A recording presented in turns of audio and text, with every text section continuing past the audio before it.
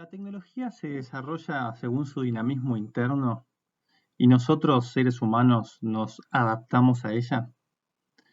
O quizás en el terreno de lo moral, los artefactos son de alguna manera neutros y lo que importa es el sistema socioeconómico en los cuales nosotros los usamos.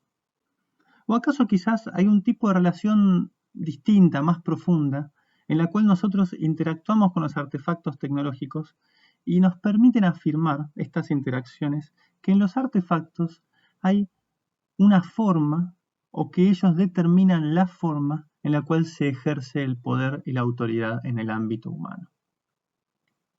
Hola, soy Pablo Álvarez y quizás algunos me recuerden de cursos como Síntesis pasiva, inconsciente y sueños en Husserl o Fenomenología y hermenéutica de la ciencia y la tecnología. Y hoy me gustaría que hablemos sobre el famoso artículo de Langdon Winner, ¿Tienen política los artefactos? Es un artículo originalmente publicado en 1980 y luego republicado en 1983, cuya traducción hemos leído, en la cual Winner se hace la pregunta: ¿acaso los artefactos tienen políticas? ¿Podemos afirmar que un artefacto tecnológico tiene política? Winner define política, esto me parece que es importante, como las relaciones de poder y autoridad en lo humano y las actividades que de allí se suceden. Y cuando hablamos de artefactos, hablamos de tecnología, que es toda forma del quehacer o del producir humano moderno, ¿no? Las cosas que nosotros hacemos. Entonces, en este famoso artículo, Winner afirma que hay política, es decir, que hay un ejercicio de relaciones de poder y de autoridad en los artefactos en dos sentidos. Estos dos sentidos no son excluyentes y a veces se pueden dar de manera interconectada o compleja o interconexa. El primer sentido, él dice que muchas veces los artefactos tecnológicos, en cuanto a su diseño, su invención y su producción, se convierten ellos mismos en el modo en el cual se resuelve un conflicto, se resuelve una situación dentro de una comunidad. Ese es el primer aspecto en el cual Winner dice podemos afirmar que los artefactos tienen una política. Pero en el segundo sentido, que es mucho más fuerte, entiende que los artefactos tienen política porque hay tecnologías que son inherentemente políticas, es decir, que su dinamismo interno está fuertemente vinculado o requieren o son compatibles con una forma de relación política, con una forma de ejercicio del poder.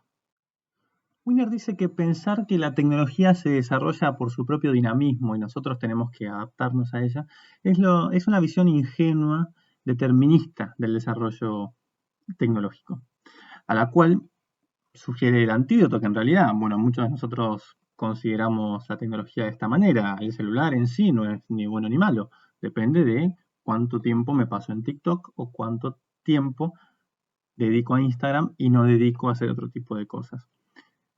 Es decir, es la tesis que Winner llama la determinación social de la tecnología.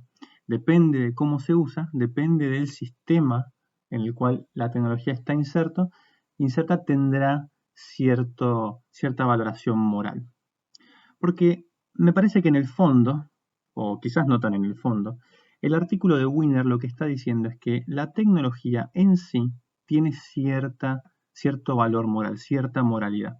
Este es un problema que parece que es mejor dejarlo para la discusión en clase, si es posible que un artefacto tenga cierta agencia moral o si solamente los seres humanos somos los únicos agentes morales en esta tierra.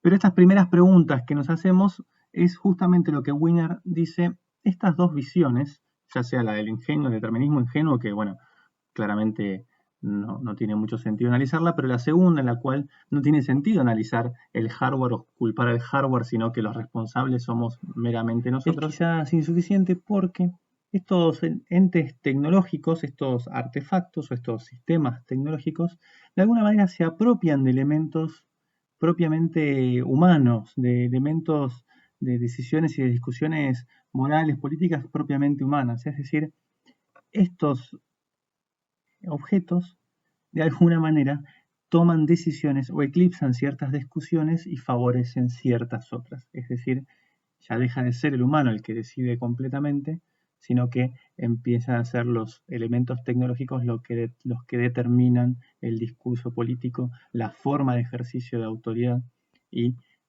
las relaciones inherentes internas de poder entre los individuos.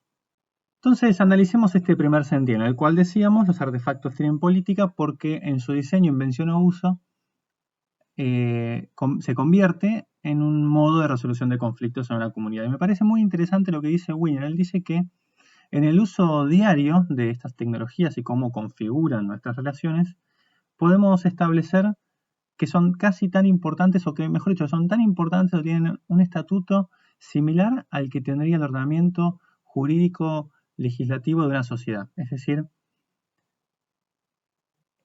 estas tecnologías contienen formas de ordenar nuestra actividad de la misma manera en que las leyes políticas ordenan nuestra actividad humana. Lo interesante es poner sobre la mesa la importancia que adquieren el uso de la tecnología o el diseño y la inversión de la tecnología en nuestro quehacer diario y cuánto lo determina. Él dice que muchos de los aspectos de diseño, de decisiones de producción o los valores de producción tienen detrás decisiones con profunda significancia social. ¿Qué significa esto? Que el efecto que producen estos elementos tecnológicos de alguna manera exceden a la causa e influyen más allá de lo inmediato. Influyen en dónde, en nuestras relaciones, en cómo nos relacionamos con el mundo. Él pone algunos ejemplos paradigmáticos, donde las soluciones tecnológicas permitieron ciertas acciones humanas y desalentaron otras. Pone varios, bueno, en la traducción hay algunos menos, en el original en el 80 hay algunos más, pero el clásico es el Nueva York. Bueno, yo no conozco Nueva York, pero parece que es muy bonita la ciudad y también notan que los puentes, el galivo creo que se llama, de los puentes, es decir, la altura máxima es muy baja, entonces no permite el paso de autobuses, de colectivos. ¿Qué significa esto? Que a ciertas zonas de Nueva York, quien se dice diseñó estos puentes y mucho del paisaje, un tal Robert Moses, al diseñar los puentes de esta manera, él quiso evitar que ciertas personas pudiesen acceder a ciertos parques y ciertas otras con automóvil propio, es decir, clase media, media alta, alta, pudiesen acceder. Clases bajas, medias bajas, que se manejan en autobuses, no pudiesen acceder. Es decir, el paisaje o la estructuración de los puentes, de los edificios, etcétera, conllevan y encarnan valores sociales que la persona que los diseñó mantenía, ¿no? De segregación o inequalidad. Lo mismo sucede, por ejemplo, cuando se rediseña París y las avenidas son muy anchas, o un ejemplo muy interesante está en la traducción en el cual se desarrolló cierta maquinaria que, a pesar de ser ineficiente y cara, permitió reemplazar obreros calificados con tendencias sindicales y con reclamo de derechos, etcétera, permitió reemplazarlos por obreros no calificados sin muchas pretensiones y de esa manera evitar o resolver, ejerciendo autoridad y poder, ciertos conflictos. Claro, la pregunta es clarísima. Bueno, pero ese es el ser humano el que lo hace y diseña el, el artefacto. Pero justamente el punto de Winnie está en que esta transferencia de valores convierte al artefacto de alguna manera en un ente que ejerce política, es decir, ejerce un dinamismo en las relaciones. De esta manera, lo que Wiener dice es que no tenemos que pensar el artefacto solo en su efecto inmediato, en lo que hace, ¿no? Como producir tal o cual cosa, sino que también hay que pensar en las intenciones y en el significado del diseño del artefacto como tal. Entonces, el desarrollo tecnológico expresa una amplia gama de motivos humanos, los cuales muchas veces, dice él, hay un deseo de dominación, como los ejemplos que ya vimos antes. Pero de alguna manera, más allá del buen o mal uso que nosotros podamos darle a cualquier elemento tecnológico, esto me parece muy interesante para conversar, ¿no? Más allá del uso que nosotros hacemos, bueno o malo, muchas tecnologías fueron de alguna manera pensadas para lograr no solo ese efecto inmediato, sino también un efecto más duradero que forja aún cuando el diseño, el aparato ya dejó la etapa de diseño, ya está en producción, ya ha sido incorporado y modificado. Este efecto entonces es tan duradero que termina estableciendo cómo nos vamos a relacionar. A veces hay efectos negativos que se dan por negligencia, después se van acomodando. Pensemos en las personas con necesidades especiales, los colectivos que se adaptan, o el celular que ahora uno puede tipear con una sola mano, es una cosita nueva, ¿no?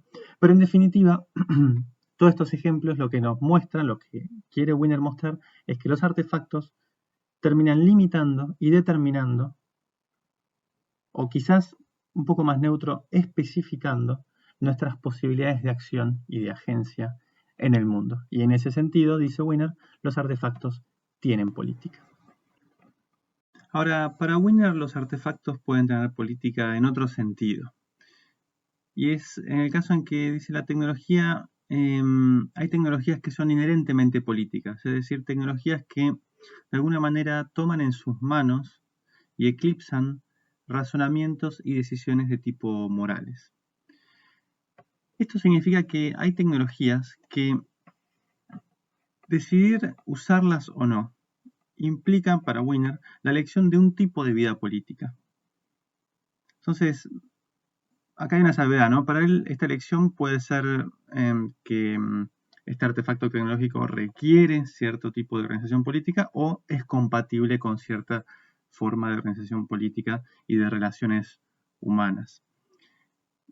Y esto va a colación con una mención que hace a Louis Mumford, que dice que en Occidente hay dos tradiciones tecnológicas, una más bien de tipo autoritaria y una más bien de tipo democrática.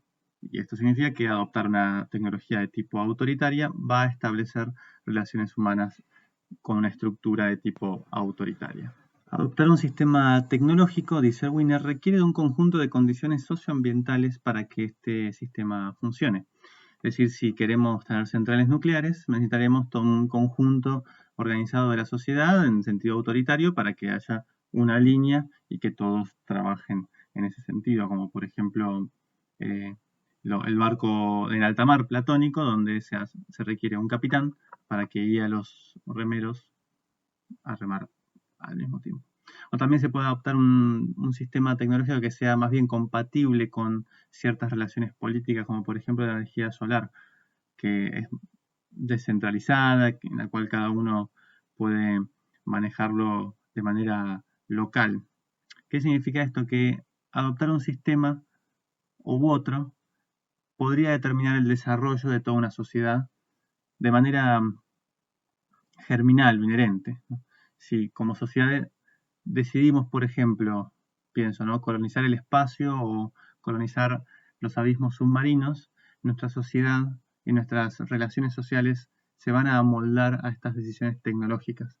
Pienso que probablemente para ir al espacio hace falta una centralización del esfuerzo humano y para hacer colonias submarinas probablemente menos. Entonces, en muchos casos, decir que la tecnología es inherentemente política es decir que hay determinadas razones de necesidad práctica que si se aceptan, sobre todo si uno quiere hacer que las entidades tecnológicas funcionen sin sobresaltos, eclipsarán, como dijimos, algunos tipos de razonamientos y justificaciones morales. Para Wiener, al adoptar una tecnología, hay que examinar con detenimiento las exigencias morales que tiene determinada práctica y sopesarlas o compararlas con las necesidades morales de los individuos involucrados en esa tecnología o de toda la sociedad.